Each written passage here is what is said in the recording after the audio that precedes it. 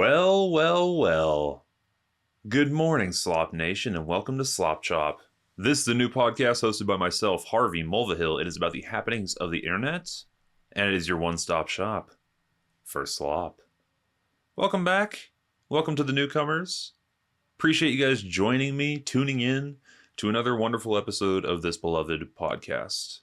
I love doing this thing, man. So today I'm doing something different. We're recording in OBS today because there are some fascinating developments online, some fascinating videos that I'd like to react to. You're going to get a live Harvey reaction to these breaking stories. Some of the most pressing matters of our time will be discussed in this week's episode of Slop Chop. Strap in. If you don't care about one of the things that I'm discussing, please feel free to skip it. There are always time codes in the description. With all that said, let's jump right in. All right, the University of Iowa Police Department have just released a video from 2024 showing a fraternity hazing incident caught on camera. It is wild. It's blowing up right now. I don't know why they just now released it, but here it is. We're gonna react to it here. All right, so it was a fire alarm that went off and police are responding to. Let's jump ahead. So look at these look at these guys. Come on in, sir. Come on in. How are you? Good. Nothing wrong here, as you can see. Okay. Walk through.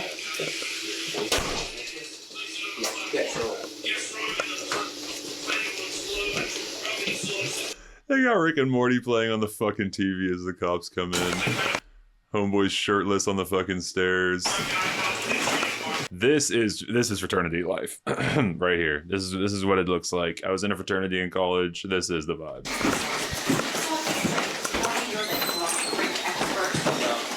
I mean, it's probably some I was expecting. Can I get through? So you'll notice the fireman is going down the stairs to the basement, and you can see this guy right here on the right looking very concerned about that. Another shirtless guy in gray underwear. All right, let's go down here. What's going on in this basement, huh? Hey guys, what the fuck's going on here? Oh my god. Who's in charge? Campus 127. I'll take a second here.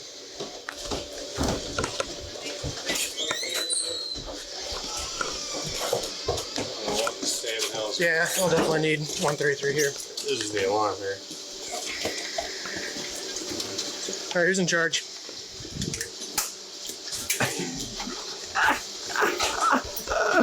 Oh no! Looks like we have quite a bit of hazing. So I'm gonna ask again, who's in charge? We can talk upstairs. No, we're gonna talk right here. Who's in charge? A couple of us are. I mean. Oh no! Oh no! Oh dude, is there anything worse than getting caught red-handed?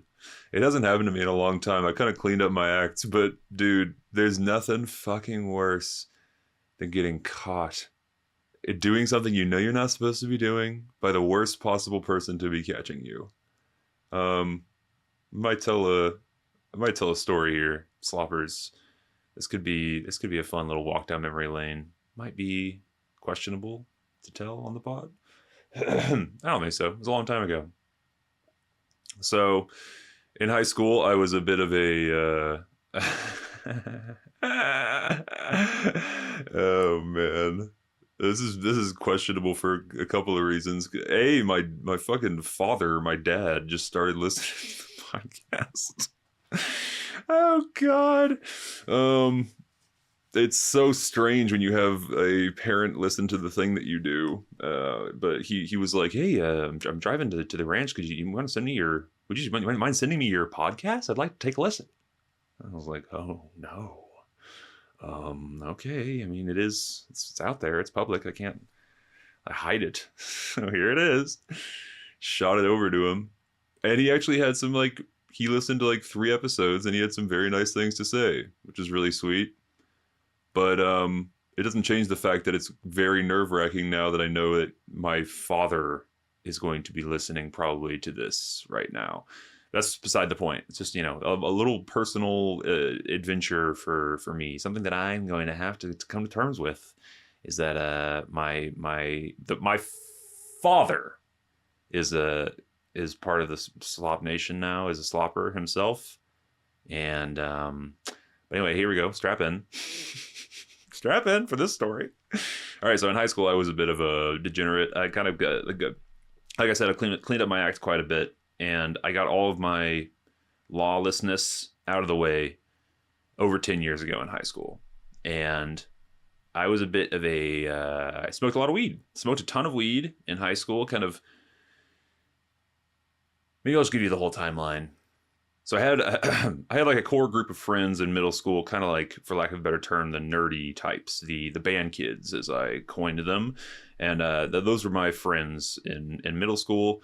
And then I started playing football in middle school and didn't give a fuck about band. So I started hanging out with football friends. And then I had like kind of two groups of friends. And then when you're juggling two groups of friends, you're never really fully a part of either of them. You're kind of you have 1 foot in, 1 foot out of both of those friend groups, right? So that was my situation. I was also generally discontent with life and closeted and generally miserable, right? High school was pretty dark for your boy.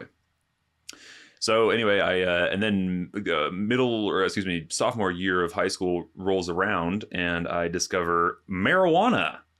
You heard about this? You guys familiar with this stuff? This substance? It's pretty good. So it's weed. Got really into weed, and I discovered weed way before the rest of my like core band group of friends did. And a lot of my football friends were not even really smoking weed like that. I wanted to smoke weed all the time because I didn't like the way that my brain was feeling, right? I wanted to be high constantly. And so then all I cared about was drugs. And so then I had my third group of friends, my stoner friends. And every single day of my life, I would lie to my parents and tell them that I was going to hang out with my band friends. And instead, I would go hang out with my stoner friends and get high. That was basically my life for more than probably 2 years of high school. I would lie every single day, come home stoned out of my mind, and they didn't know where I actually was. Cut to, I was this person who was my scapegoat for the longest. We'll call him Jeff. I was like, yeah, I'm going to Jeff's house. Jeff, I'll be at Jeff's house. See you guys in a couple hours. Bye. I'm going to Jeff's. And Jeff is this person that I grew up with, right? So Jeff, by the way, I hadn't actually seen Jeff or heard from the guy in years, like a long time. I was going to hang out with my stoner friends. Jeff didn't have no interest in smoking weed. He was my old elementary school, middle school friend. So I tell my parents that I'm at Jeff's, and then my mom runs into Jeff's mom at the grocery store. And she goes, "Oh, hey, Harvey's at your house right now, right?" And Jeff's mom is like, "Harvey? I haven't seen Harvey in like a year and a half."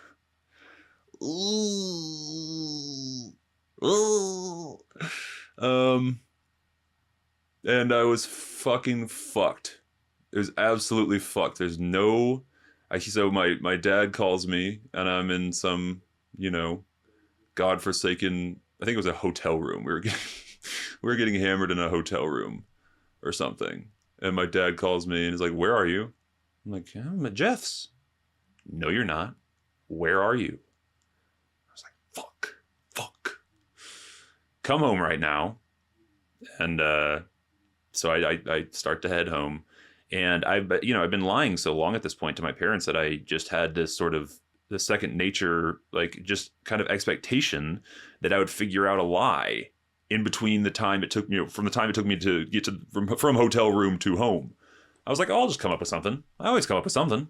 I'll just come up with something to tell these people and get them off my back for a little bit longer. And I remember driving and thinking like, I got nothing. Driving more, like getting closer to the house, being like, Oh, I got nothing. I cannot think of a thing to tell these people, my parents. I got nothing. What the fuck am I gonna say? Pull up to the house. I'm fucked. I have nothing. So yeah, I will walk in, caught red-handed. Nothing I could do. And obviously, in hindsight, I'm very happy. I'm grateful that it happened because it pulled me. That was like the first stroke of pulling me away from that lifestyle, right? Or second or third stroke. That was the one that really hit. That was the one where it was a painful process, but I did end up changing my life. So I'm in hindsight grateful that I got caught, but at the time, ooh, I still remember that feeling, that drive home. What the fuck am I gonna say? What am I gonna say? I got nothing. Miserable. So yeah, getting caught red-handed is horrible. It's the worst feeling, and I feel for these upstanding gentlemen here. This guy with fucking acne scars on his chest. What is that, you think? That's just like when you consume more than a case of beer a day, zits kind of migrate from your face onto your chest. Yeah, so anyway, that was a fun little walk down memory lane. Let's continue with this let's continue with this video. Yeah, I don't know what to tell you. Okay, well, we need to find someone who's in charge, because this is ridiculous. Hey, this stops here, guys. This is a police department. This stops here.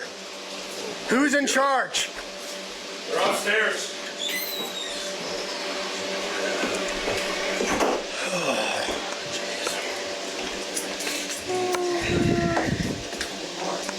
It really does look like weapons in there. How about we start cleaning this up? Everyone take their blindfolds off. Okay, so they're not reacting because they think this is part of the bit, part of the ritual, the hazing thing. They think this is all part of it, and that they're confused. Many of them are blindfolded, but they're all confused and wondering if they should actually do anything because they don't want to get in trouble with the fraternity. Come to find out, they're not in trouble with the fraternity at all. They are in trouble with the law enforcement. But I could totally see this being a part of the thing, of like the fire alarm going off, and then one of the fraternity members coming in with a flashlight and telling everyone to stop. I love their outfits. They're so funny. 100% of them are wearing the New Balance, the New Balances. 100% of them are wearing the frat walkers. I had several pairs myself. Let's continue. Fucking A, man. You see anything over there? No, I mean just one dangerous fire code violation after another. Yeah. This ridiculous amount of beds, people sleeping in there. Yep. I don't know what's going on. For sure.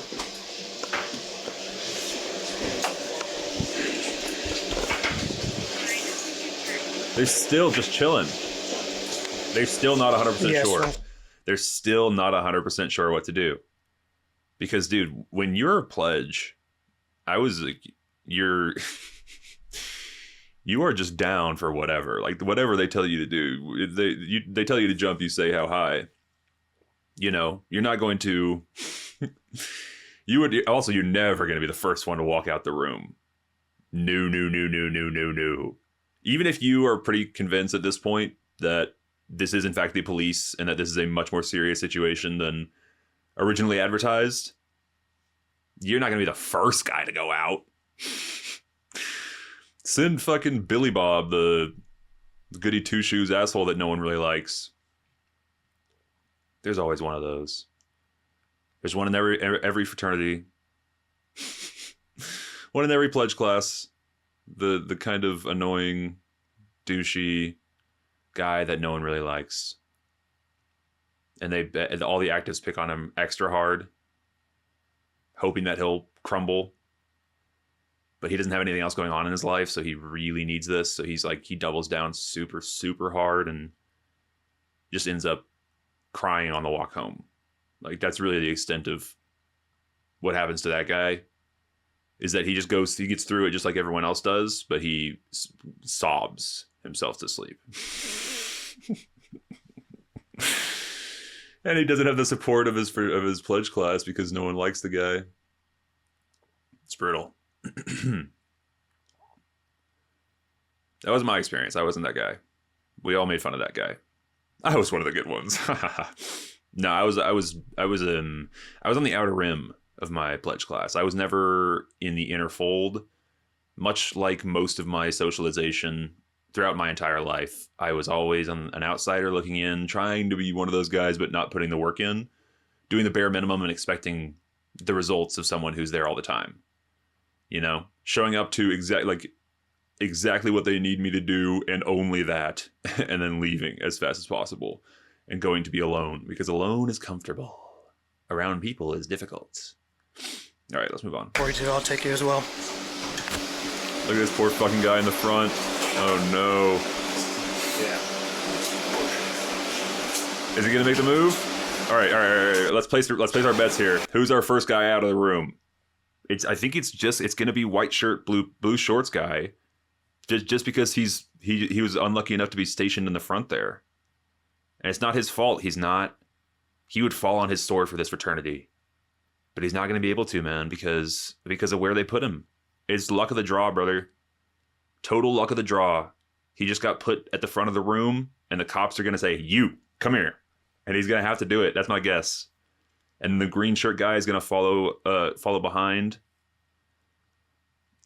I'm also, dude, we did versions of this, but the worst part is that after they do all this shit to you, you're the people that have to clean it up.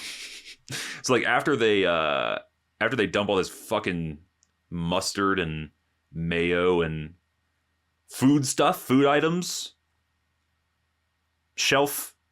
food shelf items, after they dump all this crap on you, they're not gonna put a mop to the floor. They have slaves for that. They're gonna get you to do it. I don't know. It is something. There is something to it. Strangely enough, where it is, in hindsight, kind of fun. It's miserable and it's painful, but it's kind of fun. People like the way actives would describe it is like it's the most fun 6 months or whatever that you never want to have again. And it does bond you with the people that you're going through the shit with. It does. It simply does. There's a reason they do it. It's not just to mess, like, just to fuck with these people, with the freshmen. That's most of it, but it's also to bring you together. And that is something kind of fascinating about human nature. Is that happens, man. People on a much more serious degree, much more real level. I think about the military, of like your platoon mates when you go through the shit with those. Like, there's no stronger bond on the planet of like a near-death experience with another individual, or hundreds of near-death experiences with several other individuals, or like watching some of those individuals die. So they're trying to recreate that on a much less serious scale. It's kind of fascinating. It's literally trauma bonding. Come to think of it, where that term gets tossed around a ton, fallaciously. That's definitely not the word. Facetiously, perhaps, where it's, you know, it's usually millennial white girl, blonde ex-cheerleaders who are talking about a particularly tough day at the accounting firm office. My coworker Stacy and I were trauma bonded because of today. Today was brutal. Right? But there is like, it comes from a literal thing, a real thing that humans do. Which is like when you go through shit together, you get really close. So that's the point of it. All right, back to business. Who is going to be the first one out of that room? You've heard my theory, sloppers. Let me hear yours. Who's it going to be? Come on, white shirt guy. Oh shit, black shirt guy's right fucking there. It's gonna be black shirt guy. Fuck.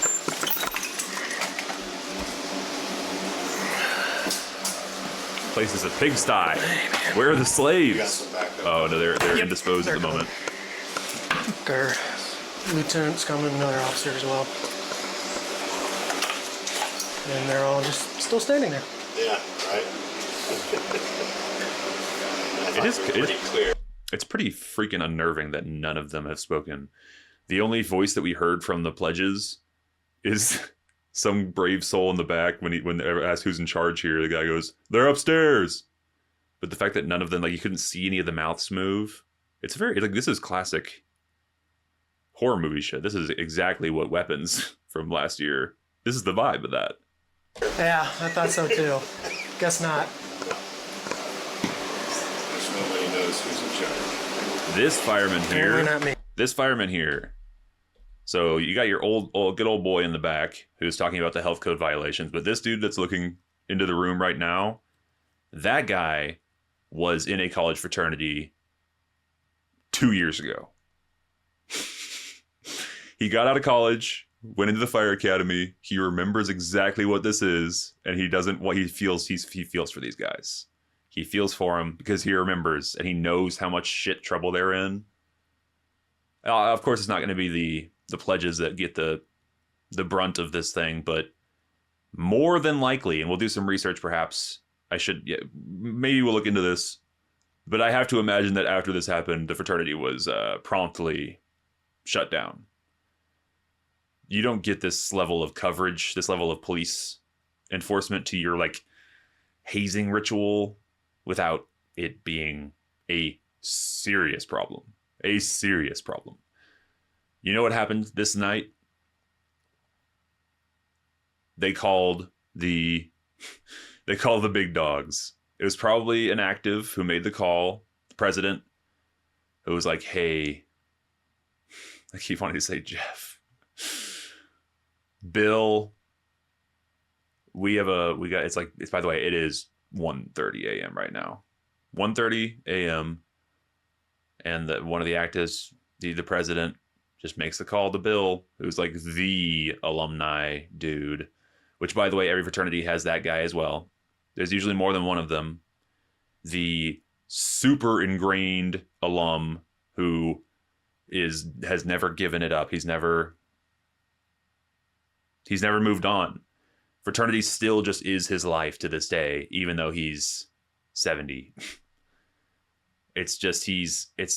Maybe he's trying to relive those days, but he just cares so deeply about those 4 years of his life that he just can never leave it in the past. And the fraternity means just the world to him. I don't know. It strikes that has always struck me as odd, but anyway, that dude, fucking Bill, got the phone call at 12:30 for sure. And Bill called Mike, and Mike called Jean. Jean is Bob's wife, who is up a little later. I don't know. I thought you were pretty clear. Yeah, I thought so too. Guess not.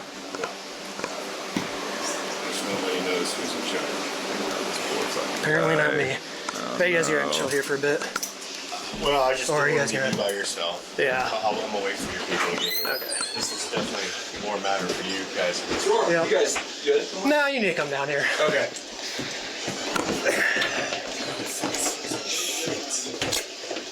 Oh God. Yeah. Oh no! Don't do that! Don't do that! Don't lie and say that you just happened upon this group of fucking. That's so embarrassing. Oh God! Oh, whoops! You guys found our unfortunate stash of 23 19-year-olds. What? Oh! Are those still there? Oh God! Oh God! Oh, it's so dude. The caught red-handed thing is just tough for me to stomach.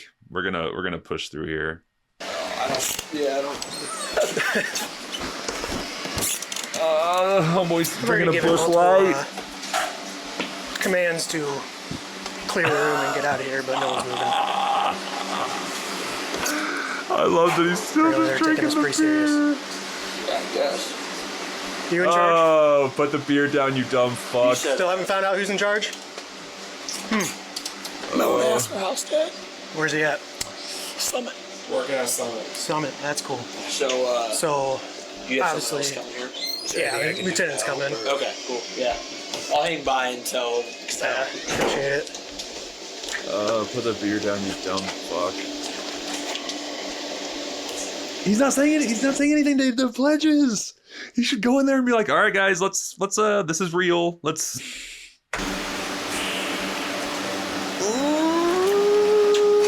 Definitely figure out why you wouldn't let me pass you initially. What's that? I missed it. Definitely figure out why you wouldn't let me pass you initially. Questionable. Yeah. I get it. Yeah. I was at the wrong address. Oh, were ya? Yeah. I heard you go out and then- Passed, I was like, so then Whoops. I didn't see anything. So Oh, I he's hitting his ran out, vape. so I heard. That was my bad. Bush light guy hitting his vape. Brother just ghosted a hit of a fucking elf bar and chased it with a bush light with the police 2 inches in front of him. Is he just in a blackout, or like does he simply not care at all? Maybe he knows his days are numbered. It's possible he knows it's over for him and his friends. I love the guy who's trying to block the door. I get the impulse. I get it. Honestly, I might have done the same thing. Just kind of inconspicuously stand in the doorway. That classic move. Oh, nothing to see here, officer. I would probably be calling your house dad or whoever to get him here, since ultimately Wish I could. he's probably in charge, right? Unless someone else is in charge. A lot of I pledges. don't have his number, so Yeah. Which question do you think? Yeah. Do you guys know how the fire alarm goes set off? Or is it just run? It's manual. Goes off. Manual. So it's this one, the hallway here. How it got set off, I'm not sure. I don't think it was down here. I think it was upstairs. I can tell you it was this one. It was that one. Really? Yeah. It's definitely that one.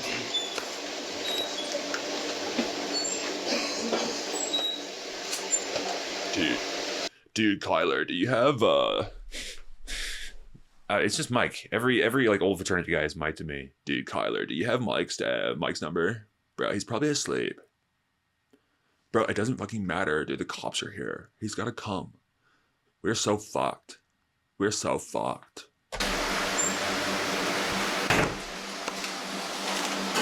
How long are they supposed to stay in for? All night?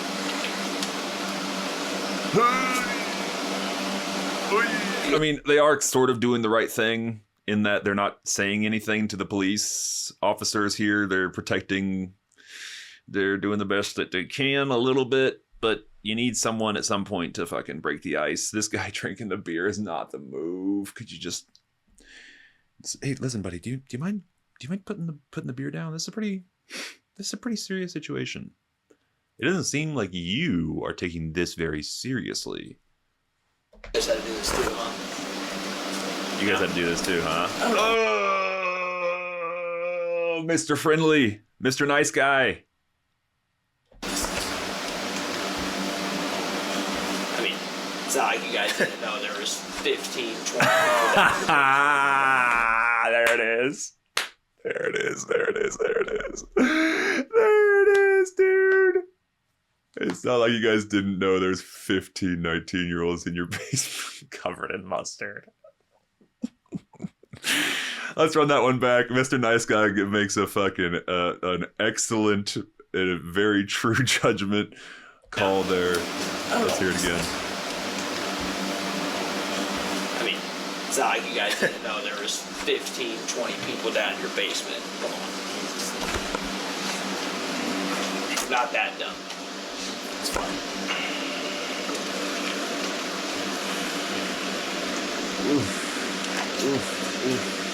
Okay, so like, dude, something I hadn't considered is how much of being a police officer is just awkward silence like this. It's gotta be brutal. I wonder if they do training. Where like they know you're the police and that they're gonna get in trouble because you're the police and you're here, but they don't want to fucking say anything. And it's your job to like fix the situation. So you just have to go into places like this, tepid, awful, terrible energy, cringe environments where everything in you just wants to leave. I guess because you're in the right, it's easier, and you know that these people are in the wrong, but still, like, just sitting through this, like, I could cut the tension with a fucking blade. Brutal. I also I have a tough time stomaching secondhand embarrassment personally. It has been long been a weakness of mine. Boy, did we choose a wonderful video to react to. Slops.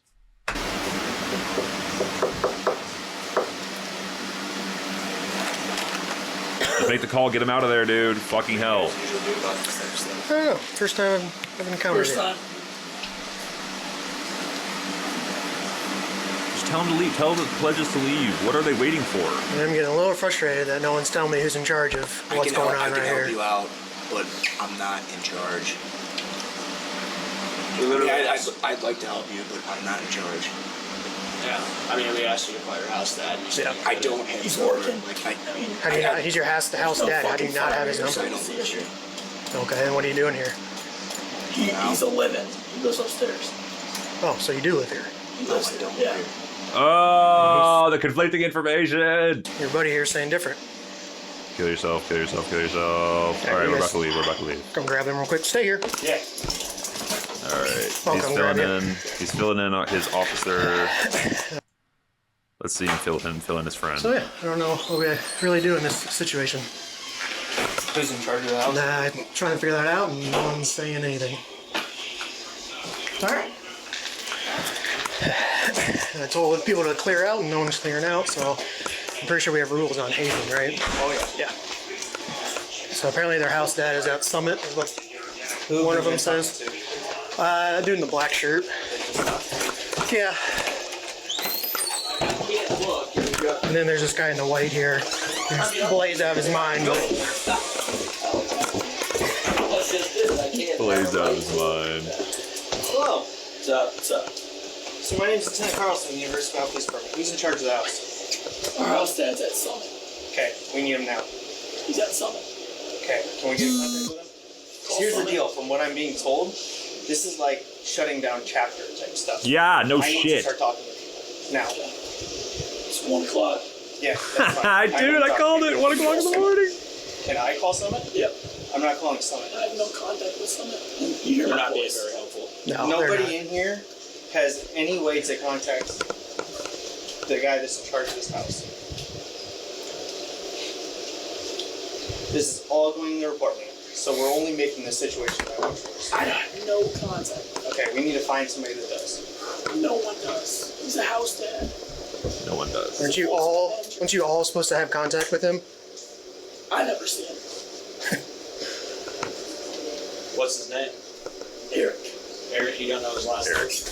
Eric. He works at Summit. Black shirt guy's back. Do you have house dad's number? No. Someone turn off the Rick and Morty, bro. All right, let's scoot ahead a little bit and see where we pick up here. Everyone, by the way, 100% of these 19-year-olds are still chilling in the basement. No one has moved. No one has moved. It's been 20 minutes now that the police have been in the house. All of the pledges are still just standing there silently.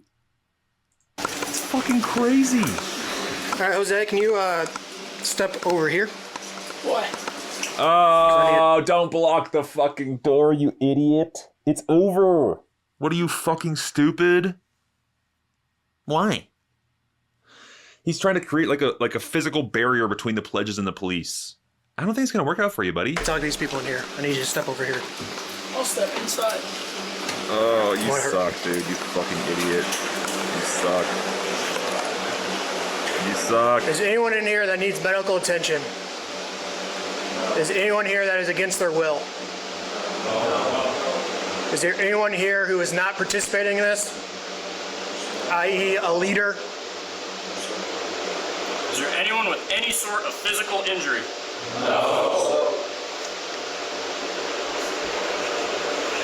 They're holding the line, dude. They're holding the line. It's all you can do. It's all you can do. It's all you can do. What are you gonna? You're not gonna be the guy who's like, yeah, my tummy hurts a little bit from the gallon of whiskey and milk that they made me fucking chug.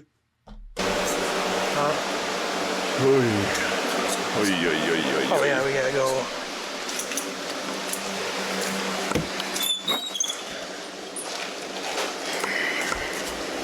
Is anyone hurt in here?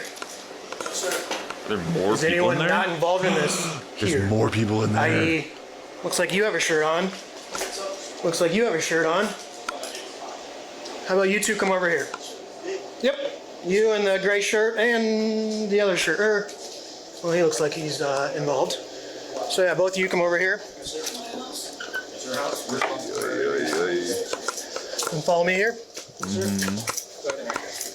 Okay. You guys want to go step? Give me a second though. Gray shirt guy. So what obviously he you're not does. one of the ones with their shirts off getting thrown stuff at, right? No, sir. So who's doing that? Like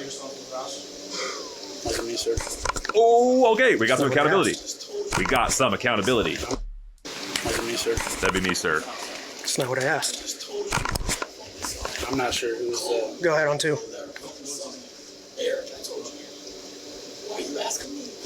Oh God, beer guy's getting On my grilled way up. over there. You guys stay They're here, okay? holding the line. Not done Holding talking the with you. line. Just praying it's anyone else but them that takes the hit.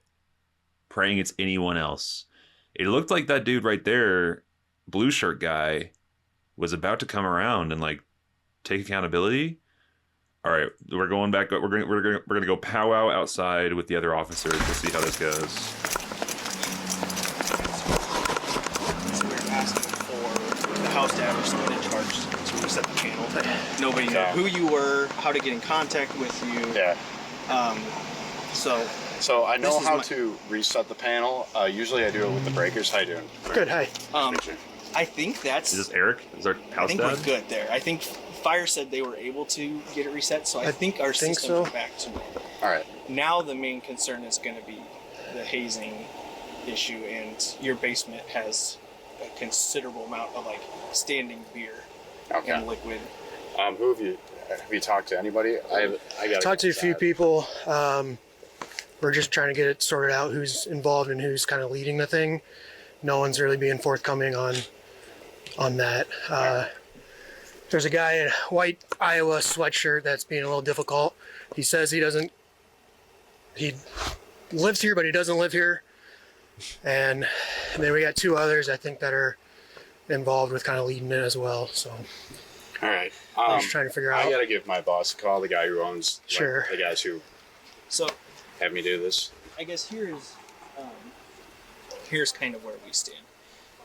Obviously, this is going to be a report. Anytime we respond to a fire alarm, it's a report.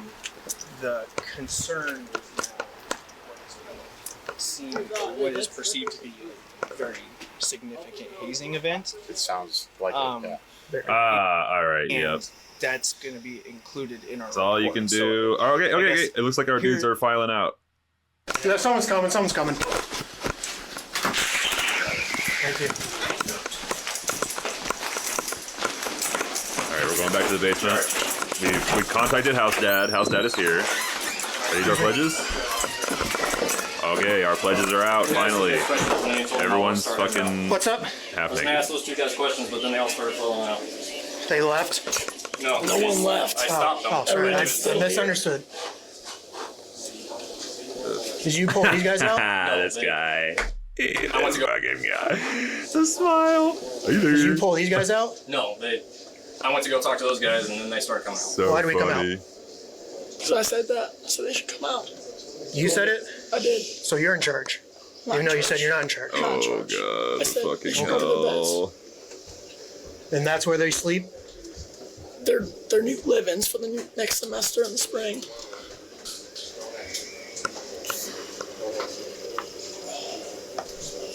Alright. This guy with the goofy smile is killing me. Let's continue talking to these guys. The house dad's here. Okay. So house dad's here. We got house dad. Yeah.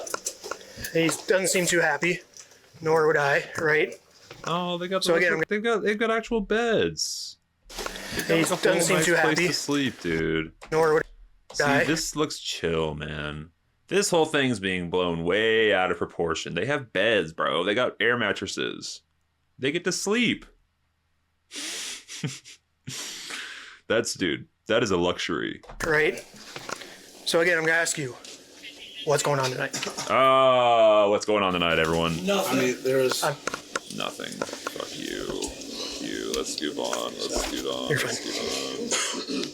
He's waiting. He's waiting. Will he finally cave and say You guys something? have your IDs on you? Oh god. I can't stomach too much of this.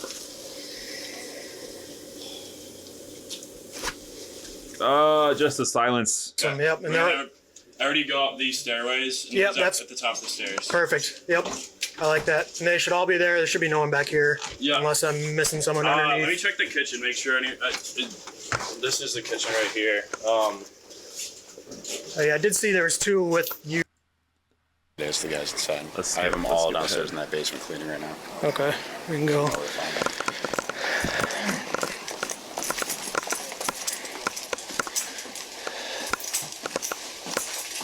I would love, actually, if we can get House Dad talking to the fraternity. That's what I want to see. Not to say anything, not to speak about it, but if you're supposed to cooperate.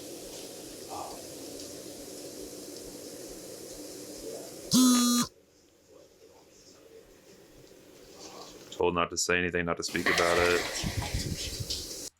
But we will cooperate. Did you guys do this when you pledged? No. That and they should all be there. There should be no one back here. Yeah. Unless I'm missing someone. Wait. When do they go upstairs?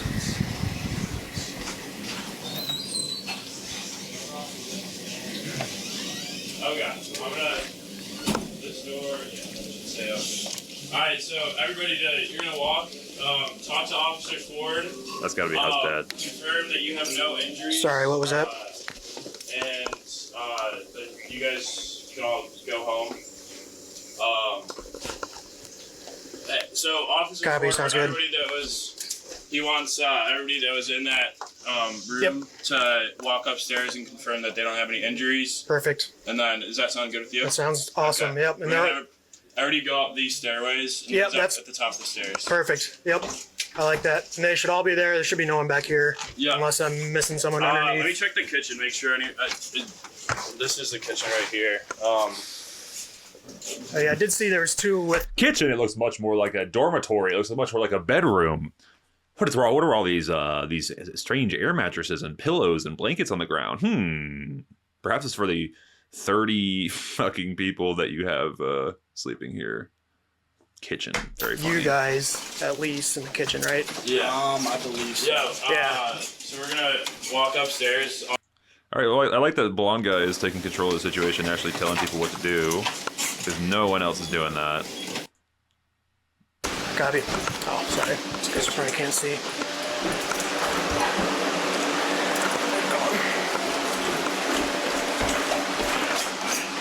Just take a peek in here. One of these, I think the move at this point is for one of the frat guys to swing on a cop, just swing on one of them. That's the move, dude. You're already in really deep, dude. Just fucking swing on a cop. Who cares? By the way, so in this situation, are the actives actually getting in legal trouble? Probably not. It's probably just the fraternity gets shut down and everyone goes on their merry way. It's a bummer to lose your fraternity. It's it's actually a huge, painful blow for all the people involved. But in terms of long-term consequences, you don't really have any. You know, it's just the fraternity that does. So like the alumni organization, right? Yes, two that were not involved in the issues.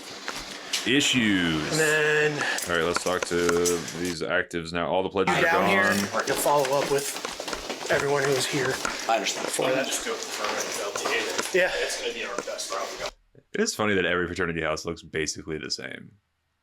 They all have this infrastructure, this architecture, with the staircase that goes one way and then the other way, and the fucking this like yellow sort of upstairs paint, yellow sort of brown kind of vibe, shitty dirty carpet. This is the vibe of every single fraternity house. Maybe like the super new ones are different, but this is like, bro, everything that was made from, I think it's just old shitty 70s architecture. Yeah. Probably.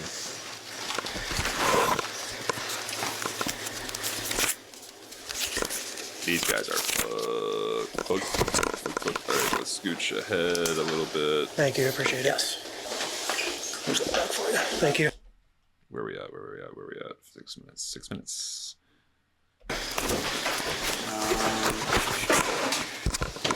Alright. We got some guys cleaning downstairs.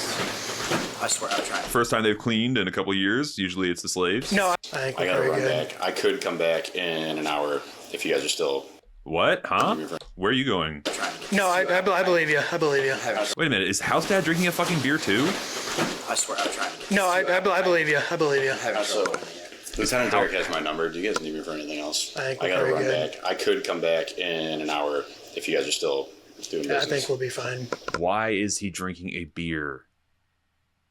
He's the guy that is literally in charge of the whole thing. It's just such a bad look. I think maybe he knows he's just fucked and he needs like a stress reliever. I appreciate you coming down. That's really, Thank you very it's much not a for your good help. look, Yeah, we dude. appreciate it. Thank you. No We problem, appreciate it. guys.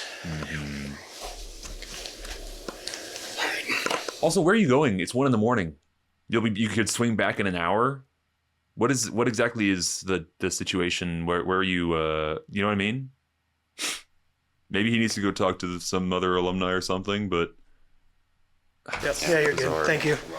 All right, so I have a list of all the pledges. There's a couple of them that are no longer on this list. Okay. So Dropouts. if you just want to write down, Yeah, just a couple, or like There's 5 or like- 6. Two. like- Perfect. Yeah, I'll just write those names down. Give me a second. No, not to my knowledge. No, not in my mind. No. Yeah. so the main thing we're all right, hold on. Let's The go other back. 2 officers had anything, but as of right now, there's nothing. so no one's getting arrested from your mind. No, not to my knowledge. No, not in my mind. No. Yeah. So the main thing we're just looking for is the school. Yeah. I would assume with something like this, they'll call you tomorrow. Yeah. I don't know when, don't know how, they may stop by, I don't know. At that point it's out of our hands. So All right, well there you have it. That was pretty much it. Fascinating incident. It's bizarre. So I thought this was like this year, but this is a couple years ago. But man, brings back memories, good and bad. I had a great time in my fraternity, my undisclosed fraternity, where some similar stuff happened. So, you know, I don't think, is there anyone that does the fraternity thing and doesn't go through hazing in some form or fashion?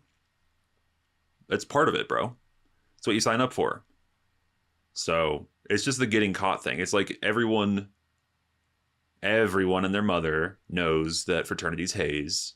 It's only when you kill a kid accidentally, or when the police come to a fire alarm and see the 20 motionless, shirtless, terrified children in your basement, right?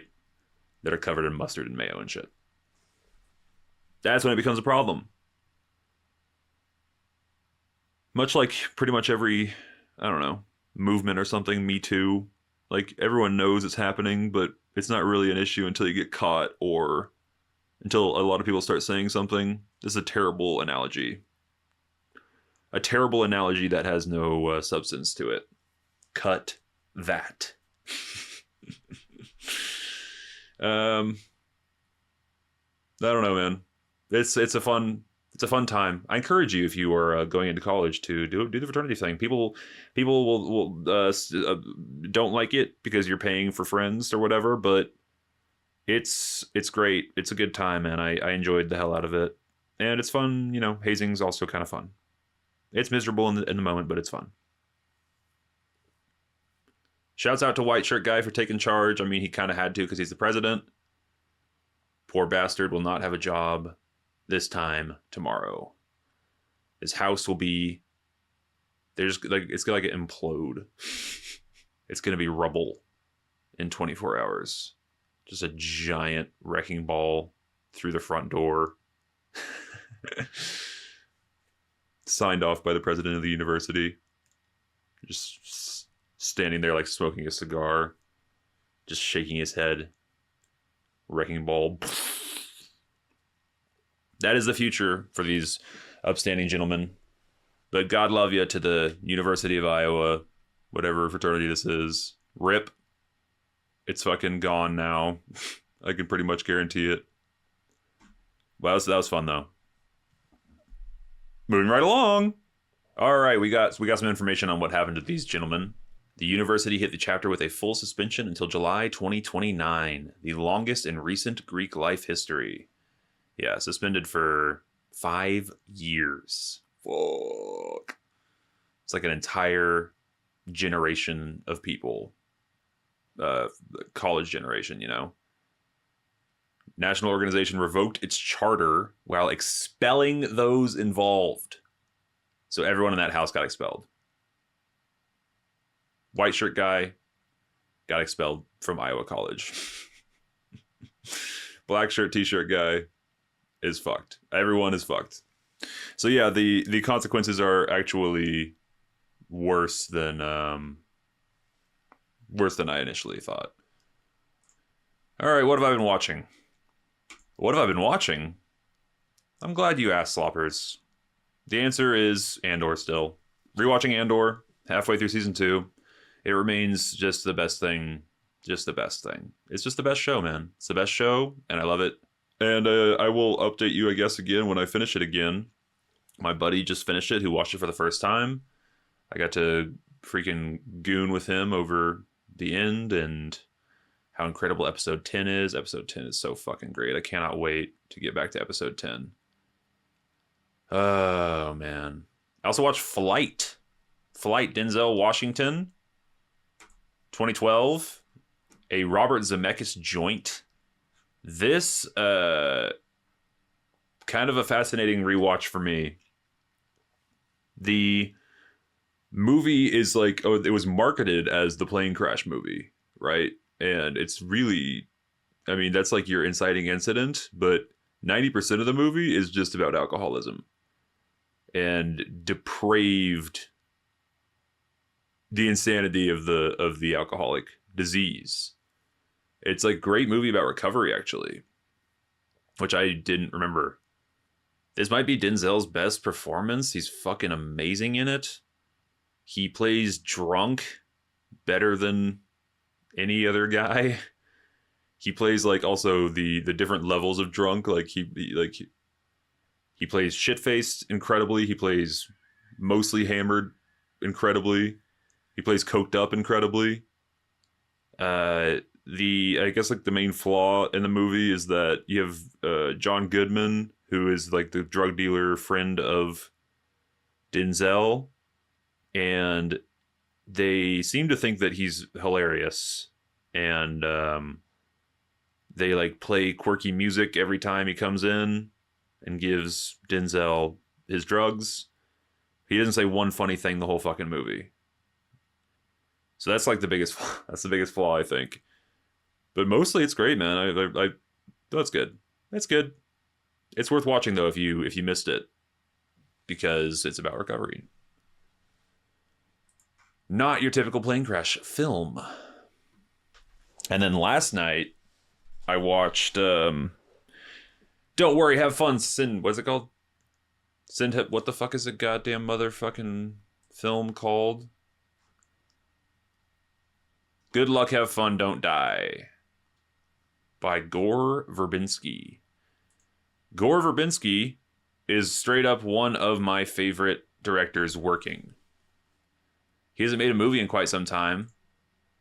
But, dude, I'm in love with the Pirates trilogy. I hate Pirates 4 and 5, but he was not involved in those. He did the first 3. The third one is super wacky and really strange and has a lot of crazy ideas, but is mostly kind of misstep. But the first 2 are unbelievable. Some of my favorite movies of all time, those first 2 movies. I think they're legitimately excellent. And I love all the behind the scenes stuff about the making of the first one, where this is like a big risk. Pirates 1. And Johnny Depp was attached, and he was like flamboyant and like moving his hands like this, and the studio heads at Disney were like, is he gay? What the fuck is it? What is this? What is happening? And every step of the way in the production, there was like the producers and the director here, Gore, Verbinski, were just like, just trust me, bro. Just trust me. Just trust me. It's going to work. It's going to work. And it became one of the biggest hits of all time for Disney. One of their like massive IP. And yeah, dude, he was the guy that made it happen. So he will have my heart forever for that. And whatever he makes for the rest of time, I will watch. But he did, just to give you this guy's track record. Pirates trilogy, Rango, pretty fascinating adult animated. It's PG, but it's like dark. Also Johnny Depp. Great animation, killer. The Ring. The motherfucking Ring. One of my favorite horror movies. I think I told you guys I rewatched this at my ranch in the dark alone on my iPad. And for the first time in years, after watching that movie, I was like spooked, dude. Scared to fucking go outside. That is that like wonderful childhood feeling of being spooked and not comfortable in the dark that you're in. I recreated that as an adult with The Ring. Shouts out to The Ring, dude. What a freaking banger. Truly a banger. Love it, love it, love it. Held up for me tremendously. The 2 that I have not seen of his are, I guess, 3. The Weatherman with Nick Cage, 2005. The Lone Ranger, 2013, which was his follow-up to Pirates for Disney. The other, he was like, all right, well, what if we just do the Pirates formula with another kind of forgotten about IP? We hire the same guy that made Pirates. He'll do it again. He'll just do it again. It didn't work. And then A Cure for Wellness, which is his 2016 venture back into like horror. And I haven't seen it. But you know what I have seen 100 times? Mouse Hunt, 1997. Dude, this is a childhood favorite of ours. We somehow got our hands, like, you never know where your childhood movies come from, the VHS tapes that your parents hand you. Maybe they liked it, but this is one of the ones that we just rewatched psychotically over and over and over as kids. And it is so great, man. I rewatched it recently. It holds up incredibly. It's so fucking fun. The score is unbelievable.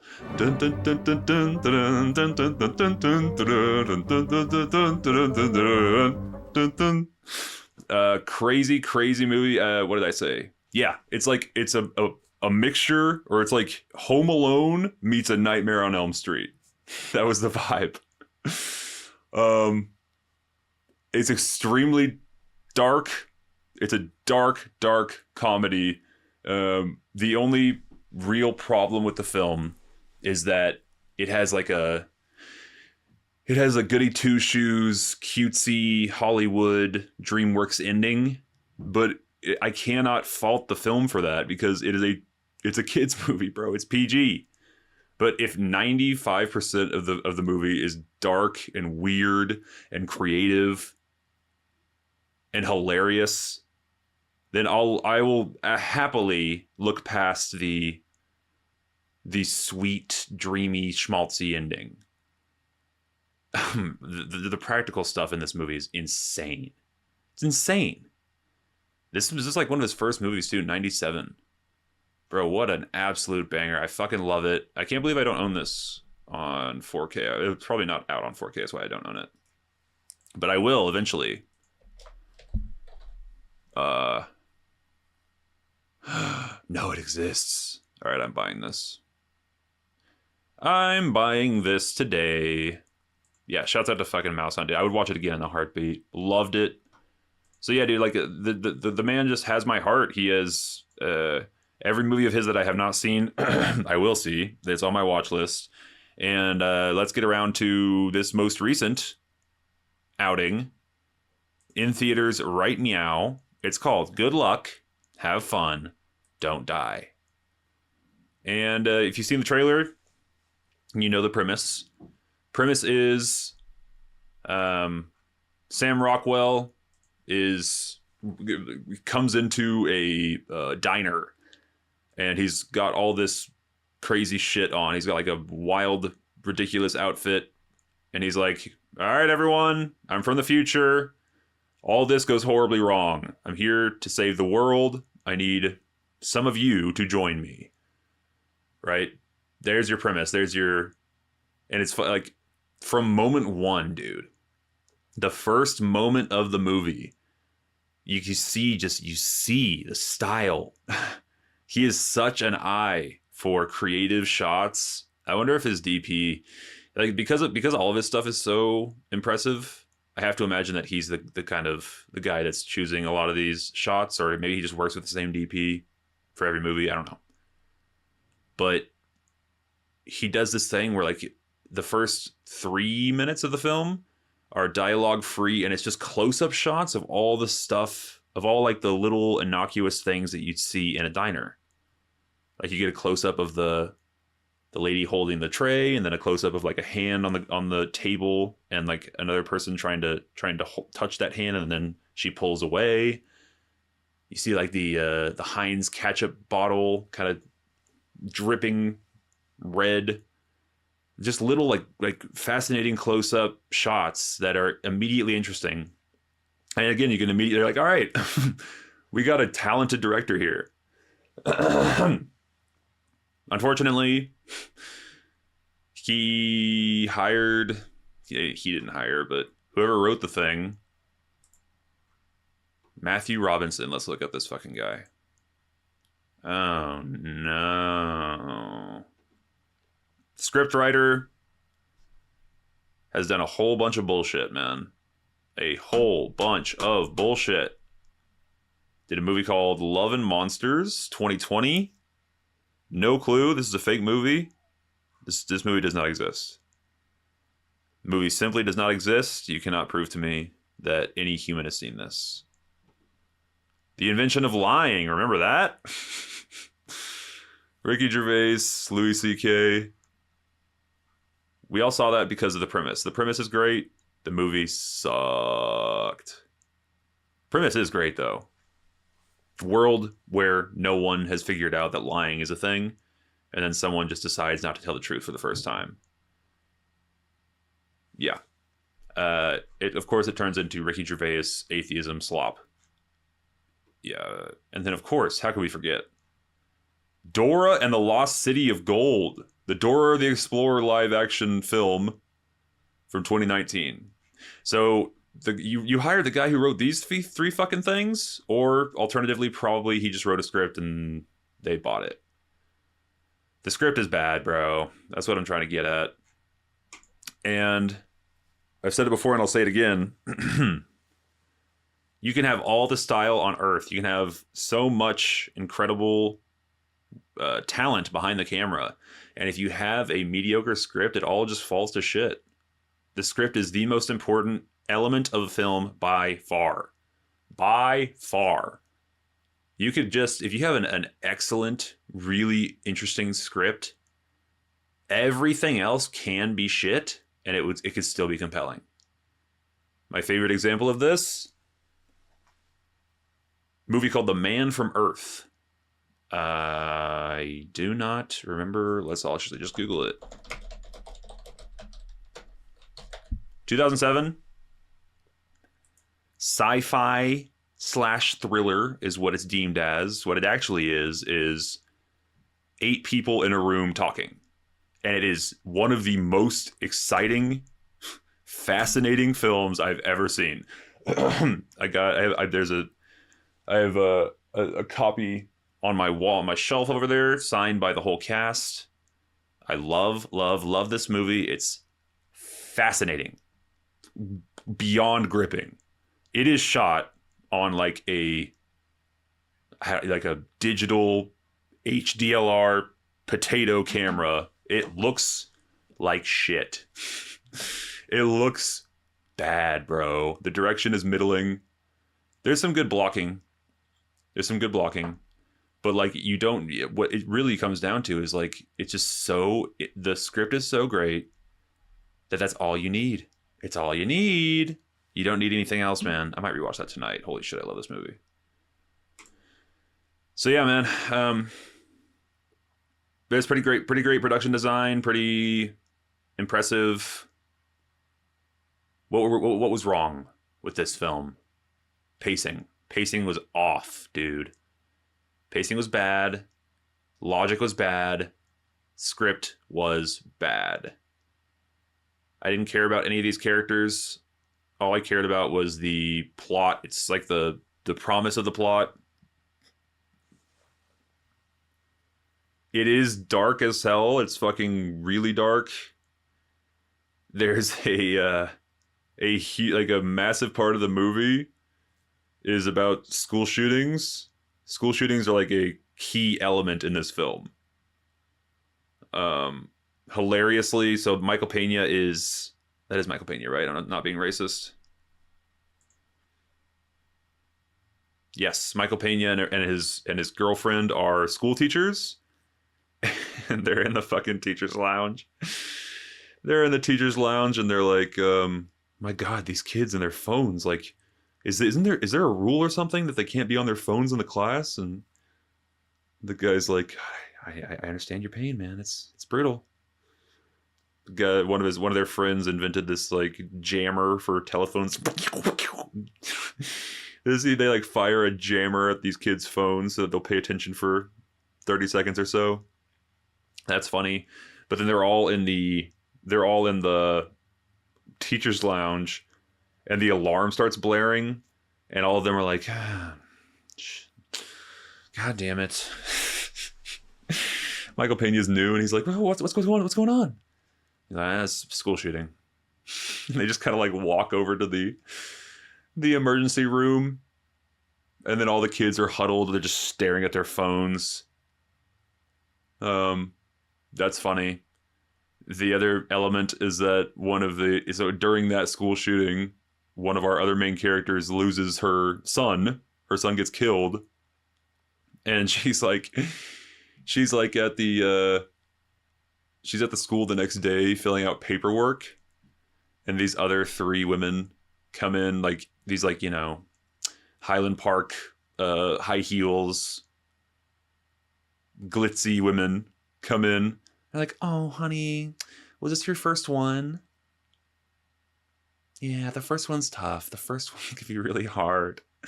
"Was he great?" "He was great, wasn't he?" "I'm sorry." She's like, "Yeah, I've lost 4. I've lost 4. This is my 4th. It gets easier. It gets easier. Very dark, very funny. And then like they hand her a business card, and then she goes to this place, and like the entire point of the business is that they clone recently dead children specifically from school shootings. And they're like, you know, physically they're identical. The brain's tougher to do. So, you know, we do the best we can with the personality, but they'll look like your son. Yeah, lots of like fun, dark ideas, but kind of just the whole package is not it. It ain't it. So I don't know, you know, like the man has not lost my attention. This movie lost my attention about 30 minutes in. I kind of had to power through that second act. It's long. This movie's way too long. But no, Gore Verbinski will forever have my heart, man, and I will watch everything that he does from this point forward or for the rest of time. Shouts out to my man Gore. Fascinating name, Gore. And yeah, dude, like it's probably worth watching. It's skippable. Absolutely skippable. But if you're a Gore completionist like myself, you gotta check it out. Sam Rockwell's good. I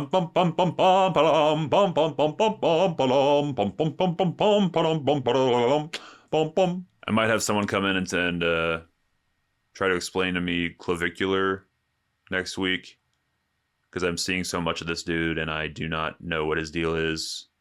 A friend of mine is really into that world, fascinated by the manosphere and the people that emerge from it. I'm picturing the Lord of the Rings scene where they birth the orcs from the dirt. That's kind of where Clavicular probably came from. But he is having a moment, dude. He is all over the place. He's the talk of the town. So I don't know a thing about this fucking guy. I do think he's good looking, for what it's worth. Yeah, I think he's good looking, man. Whatever he's like the insane, whatever he's doing to himself to make his looks max. Whatever he's doing to looks max, it's working. He looks great. Usually these people look like freaks. And I think also it helps that he's 24 or whatever. And the moment that he ages out of this era of his life, when he turns like 28, the hair starts to go. He's going to look like a freak. But right now he's hot. I'm into it. So shouts out to that. Shouts out to you, Clavicular. Yeah, I would love to get a deep dive on this guy. He's just on Adam Friedland's show. I'm not surprised if he's on Rogan here soon. He's blowing the fuck up. Born in 2005. Oh boy.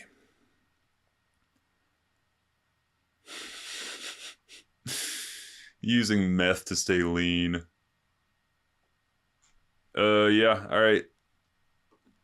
Well, that was a fun reaction-filled episode of Slop Chop here this week, ladies and gentlemen. I appreciate you. Thank you for listening. Truly appreciate it. Hey, man, let's do it again next week. I'll see you guys in 7 days' time. Goodbye.